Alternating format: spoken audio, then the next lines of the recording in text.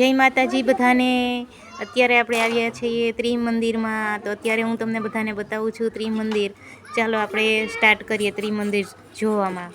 જો સૌપ્રથમ તો હું તમને બહારનું લોકેશન બતાવું છું। જો આવું આ ત્રિમંદિરની બહારનું લોકેશન છે। હવે આપણે અંદર આવી ગયા છે। હવે ધીરે ધીરે અંદર આવી ગયા તો બધા ભગવાનના ધીરે ધીરે તમને દર્શન કરાવું। ચાલો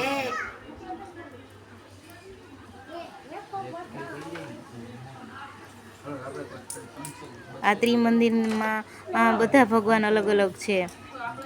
ભોલેનાથ છે, બહુચરમાં છે, ગાયત્રીમાં છે, ઉમિયામાં છે,